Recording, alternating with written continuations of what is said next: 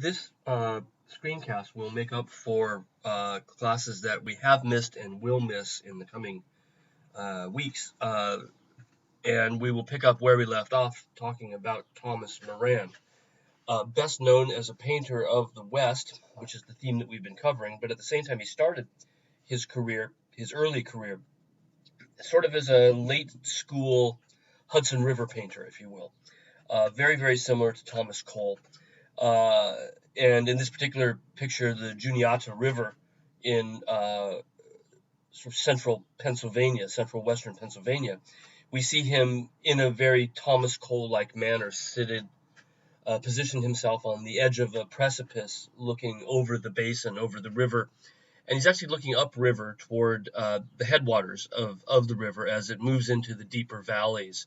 I was looking at Google Earth trying to figure out where he was, and suffice to say that based on that alone, and not actually having been there myself, it looks as if this is fabricated on a certain level, in that it's far more dramatic, the cliffs more precipitous, sharper, taller than what you would actually find if you went there. But at the same time, Moran seems to be making the statement that this is indeed exactly as seen, because he shows us painting the canvas in the out of doors, which of course is not exactly how he painted.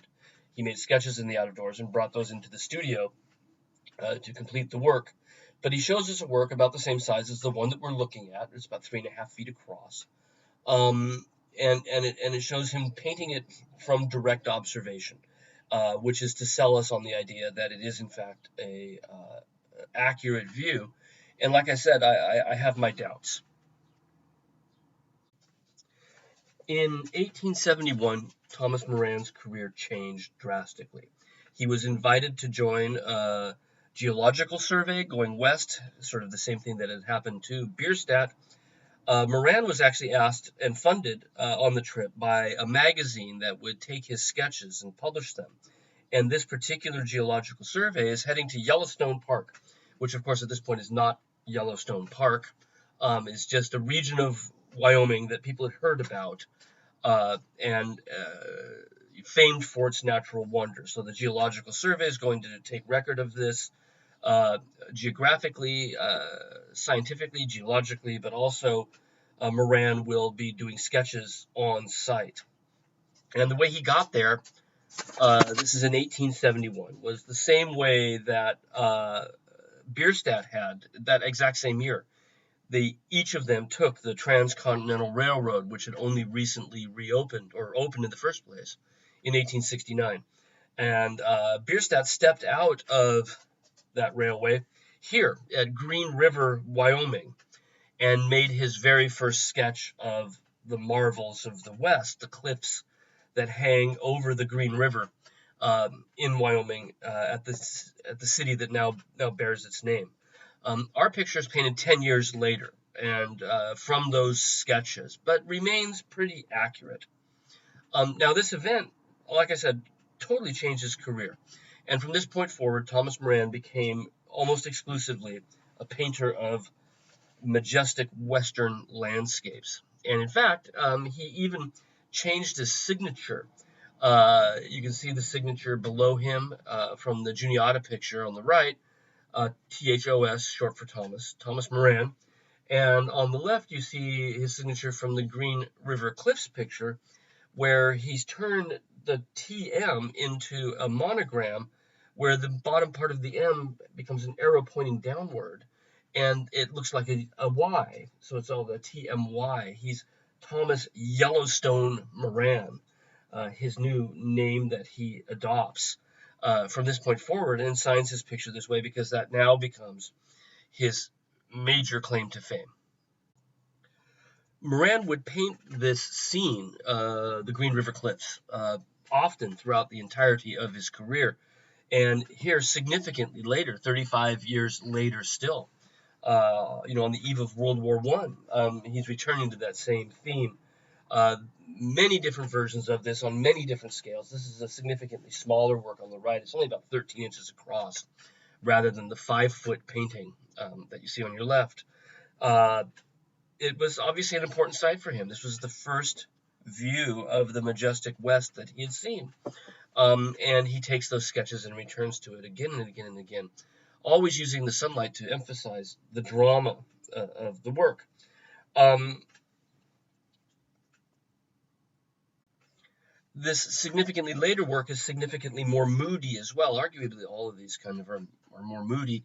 And we talked about with Bierstadt how by the late 1880s and into the 1890s, the taste in landscape had shifted towards something that was more ethereal, more loosely painted, more spiritual seeming, rather than sort of graphically documenting the geology of the piece. And so this late Moran sort of shows that same trajectory. Here's another one from the Smithsonian American Museum where they call it the cliffs on the upper Colorado. Well, the Green River is a tributary of the Colorado, but this isn't the Colorado River itself. You can see, in fact, how similar this is with the Native Americans on horseback taking up the foreground. And it also gives you a sense of the general topography of the place, how the river sweeps in from below the sun in our picture on the National Gallery picture on the left, and then makes a strong bend and comes back across the picture and goes out of frame, also to the left. And in both of these images, we can see that same topography. You can go visit Green River today, and it looks pretty much the same. It really hasn't changed that much. Some erosion to some of the rocks, but you can see that it's relatively accurate with how he's depicted the scene. Although he is obviously compositing together different views in the same way that Bierstadt has. He remains throughout his entire career, very strong in geological detail, even when they're painted from sketches that he had made significantly earlier. His particular view that we see here is very romantic and nostalgic. Even when he first arrived in 1871, Green River was a stop on the Transcontinental Railway. It was a boomtown, a western boomtown. There was quite a bit of development here. There was a bridge across the river.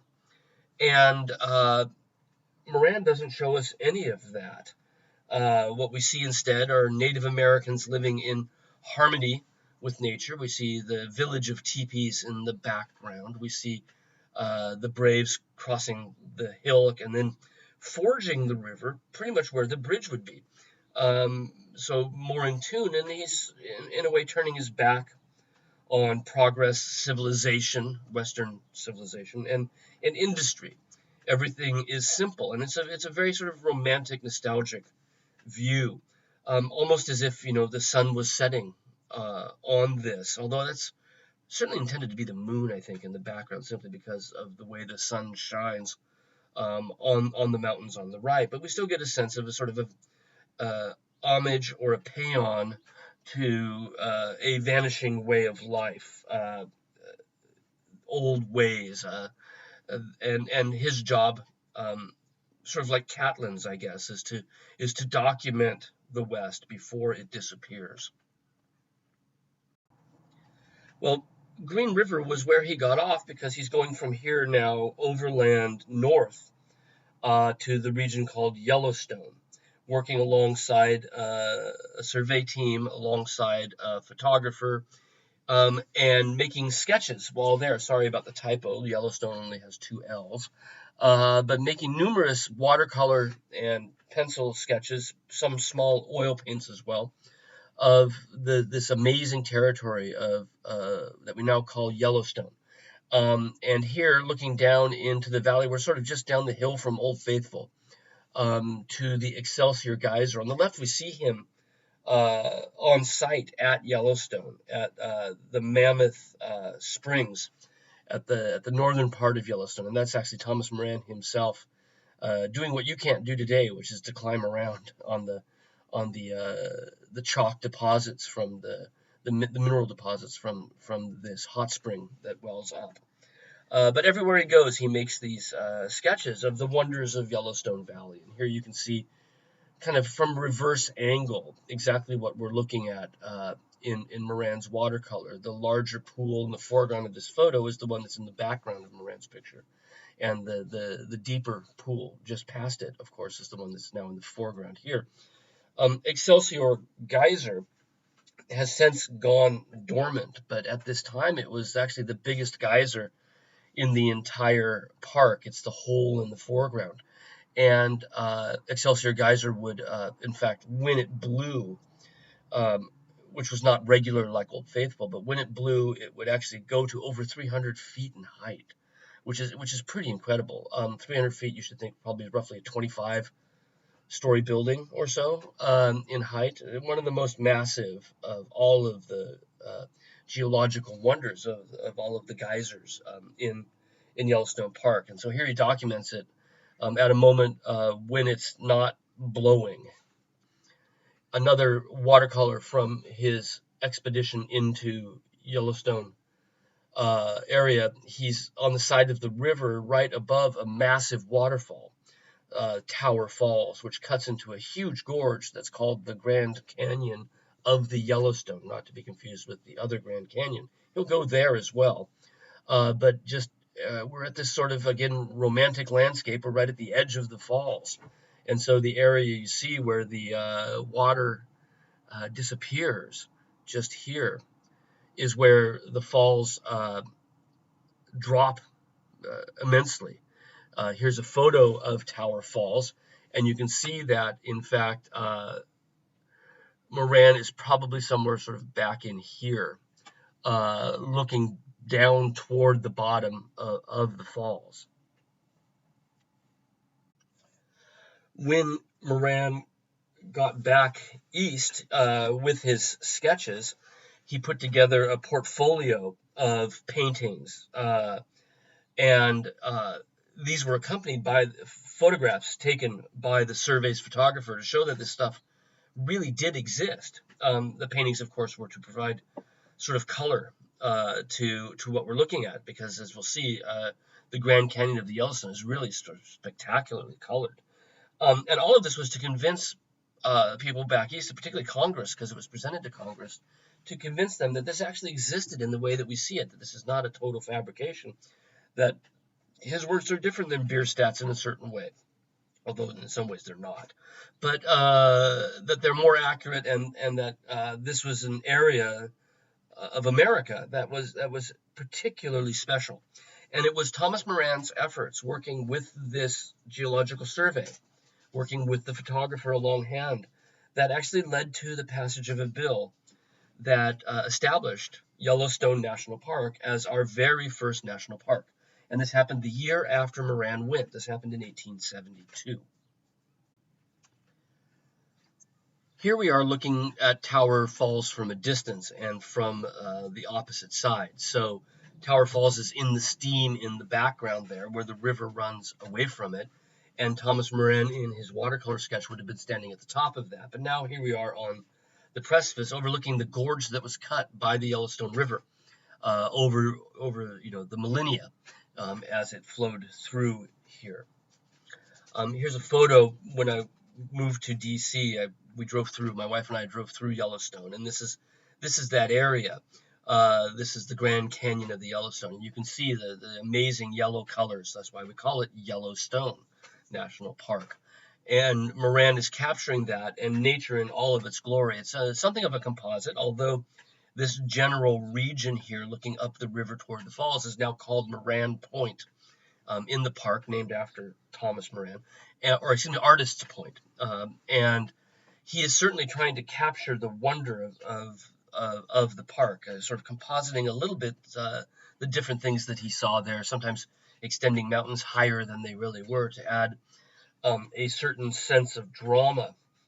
Again, it's all ostensibly about the wonder and the experience. And Moran, like Bierstadt, wants to use the grandeur of the painting to get this across. This painting is 12 feet across the base, 144 inches. So it's roughly, 8 feet tall, 12 feet across the base. They're panoramic pictures that you can totally immerse yourself in when you go see it, and I recommend highly that you do. So here we see Tower Falls as a detail of the painting on the right, and the canyon that it has carved, the river has carved as it runs through. In the background, in the distance, you can see the geysers, the steam from this incredibly thin crust of the earth there that allows this geothermal activity. And we see three larger steamers to the left, and then significantly more on the distance in the background. And even in the foreground, we see some of the rocks steaming up. It's really about the sort of amazing wonder of this region. It's also, to a certain degree, and he inherited this from the Hudson River School. It's also about the danger. So here we see our inspection team taking notes with a native guide, leading them out to the edge of the precipice and looking down deep over the canyon to the incredible strength of the river that runs now under their feet as well, hundreds of feet below them. This idea that, and again, it's a very romantic idea that nature is a dangerous place, that the power of nature is stronger than man. If we look at the painting, we can see in the detail here in the lower left corner, there's a dead deer. Presumably they've killed it for their food, laying near them where they've taken a moment. And then deep in the shadows, in the upper left corner, and I circled it, it's kind of hard to see, there's a bear coming through the woods. So there is this sort of potential danger to the work. You'll also notice in this detail that he hasn't yet adopted Thomas Yellowstone Moran as his moniker, because this is one of his first large pictures of the canyon. The work ended up being bought by Congress, and in fact, it's on permanent loan to the Smithsonian from Congress. But originally, it had hung in the U.S. Capitol as part of the works there that reflect America and its glory. The observation, for all the glory and panorama of the piece, the observation is absolutely exquisite. Remember that he's accompanying a scientific survey team, and so he's as much as he's interested in the drama of the scene and the place from which he's painting it, the drama of place. He's also interested in the nature of the things that he's seeing, and trying to capture that. Perhaps it's jasper, that red-veined stone in the foreground. How lichen grows on these rocks. It's really precisely observed. And if we keep in mind that this particular painting is made from photos and sketches made on site, but really made after the fact, after Moran gets back to the East Coast, it really is a phenomenal act of painting. He makes a second expedition westward in 1873, again accompanying a survey team, this time going to the Grand Canyon. And I used the picture on your left just to give you a sense of scale. Again, this is almost roughly the same size as the Grand Canyon of the Yellowstone picture on your right, 12 feet, just over 12 feet across the base. He's accompanying again a survey team, in this case led by John Wesley Powell, after whom, when they put a dam on the Colorado River, Hoover Dam, the lake that backed up behind it is now called Powell Lake. I don't know how Powell would have felt about that honor, having a man-made lake named after him, but nonetheless, that dam, of course, provides electricity for all of Las Vegas, as well as parts of Phoenix. So it really is sort of an amazing bit of engineering. But back to our period, what Moran is doing and Powell's expedition is doing is again documenting this amazing natural phenomenon in order to convince people back east that this area is worth preserving.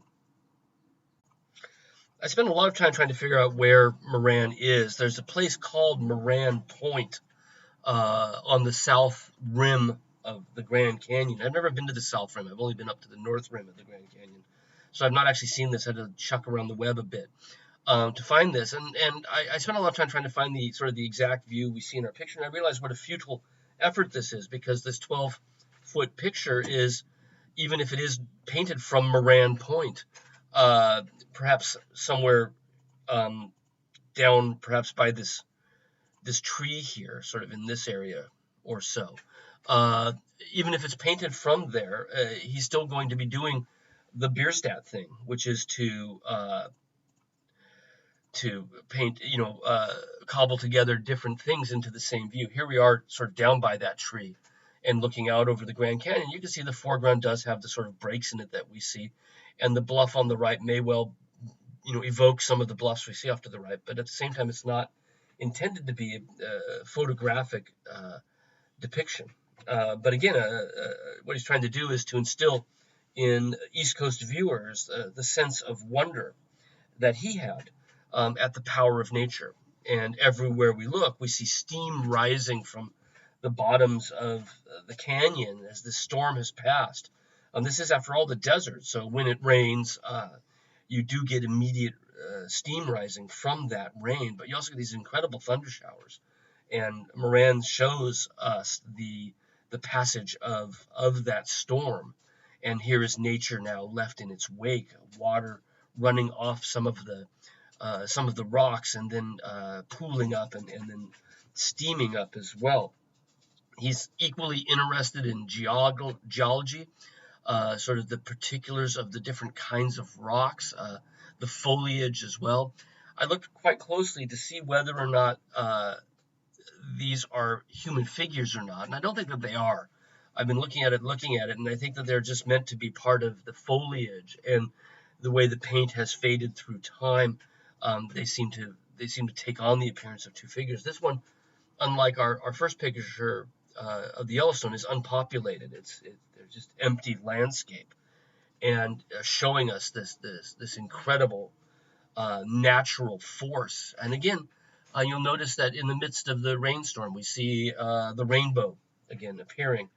And when we looked at Frederick Edwin Church, and his image of the Niagara, we talked about the fact that these rainbow metaphors, even though they are natural phenomenon that could be observed, are meant also to signify that the picture is God's promised land, and that Americans settling here are similar to the chosen people of Israel fleeing Egypt, and coming now to the promised land.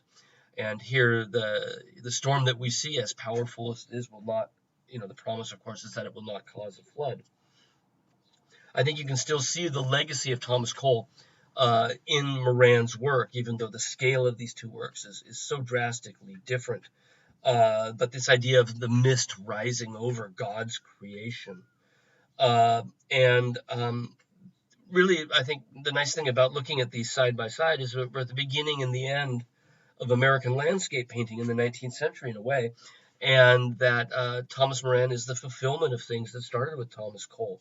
This precise rendering of romantic vistas, a sense of meaning in everything, of rocks themselves, of a new day dawning, as we, the white settlers, occupy the entirety of this land. Again, this led to official designation of this area as protected, and again, Congress purchased the massive picture, the Chasm of the Colorado, for the U.S. Capitol. And again, just like our Yellowstone picture, it's on permanent loan from the Department of the Interior to the Smithsonian. Moran returned to Yellowstone Park, now a park, in 1892. By this time, not only is Yellowstone a national park, but Wyoming is also now a state. And the reason Moran goes back in 1892 is he's actually been invited, because Wyoming is going to have an exhibition at the World's Fair in 1893, and they want Moran to make works for them. Who better than Moran, who's made numerous images of this territory in the past, to prepare something for the Wyoming exhibition at the World's Columbian Exhibition in 1893. This is better known as the Chicago World's Fair, where, in fact, architects of of our Union Station sort of began to work out their ideas, where the Ferris wheel was first introduced at the Chicago World's Fair.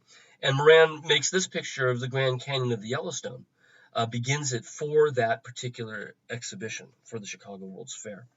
Um, it's perhaps even more romantic, mistier, the fall of light, more dramatic, spotlighting certain elements in the landscape as it falls through the clouds. Again, looking back toward Tower Falls, we see the mist rising from it as it empties into the Yellowstone River that has carved this incredible landscape. Again, the colors are relatively accurate. It is incredibly bright yellow orange. The stones in the Yellowstone Grand Canyon, sort of a sulfur color, and Moran is able to capture that quite well. And I think sulfur, of course, makes sense given the geological wonder of this area. Again, Moran is deeply interested in both geology and biology, the nature of the rocks, the nature of the trees, and capturing that in finessed and amazing detail. Uh, Everywhere we look, the brushwork is a bit sketchier here, which is in keeping with a trend in landscape painting away from the sort of absolute precision that we saw earlier. But at the same time, there still is that sense of strong observation of nature, and really understanding it in a nearly scientific sense. But we still have, I think, with his work, this romantic interest in landscape as you know, the nature is powerful beyond our any attempts we might have to control it. And I think this rushing river, you get a sense of the power of that river and the power of nature itself to carve a canyon as beautiful as this one. Uh, at the same time, the trees are equally tightly rendered, and he still places us again, like he always has done, directly on the edge of a precipice. This is dangerous positioning. This is where they won't let you walk anymore when you go visit Yellowstone. There are fences and signs, and they don't want you doing what Moran did in risking life and limb in order to capture this scene. And he includes, I think this is really quite wonderful. Even though there are no people there, there's a sense of how high up we are by putting well beneath our vantage point a bird flying through the canyon, just to give you a sense of the sort of the natural danger that we are in. It's interesting when we think about this image coming so much later than his first image of the same scene, where we can see some of the same geological details, but how he's played a bit with some of the topography here. And a lot of people have commented on the fact that this last picture of the Grand Canyon of the Yellowstone, the late one from the 90s, is much more nostalgic.